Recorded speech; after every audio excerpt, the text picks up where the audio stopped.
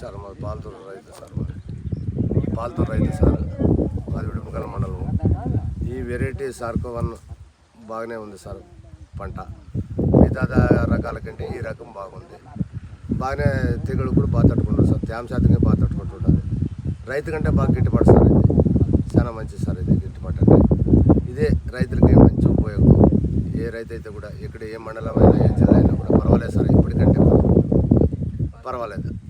ఎకరానికి ఎన్ని ప్యాకెట్లు పెట్టారు సార్? 150 గ్రాములు వేసినాం సార్. 150 గ్రాములు. 150 గ్రాములు. మొక్కకి మొక్క ఎంత డిస్టెన్స్? మొక్కకి మొక్క వచ్చేసి మొక్కకి మొక్క 1 అడుగు సార్. 1 అడుగు. సాలుకు సాలు? సాలుకు సాలు 22 ఇంచులు సార్.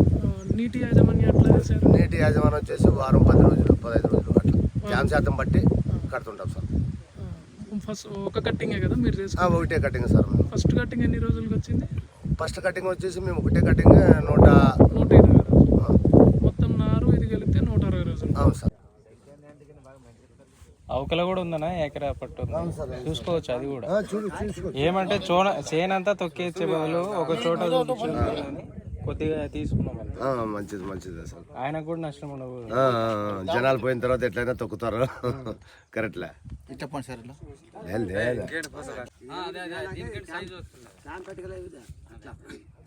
వారడి భూమి ఎవరు నేల కూడా భూమి సగతులే కదా. సగతున్న భూమి అయితే సించుతాయి.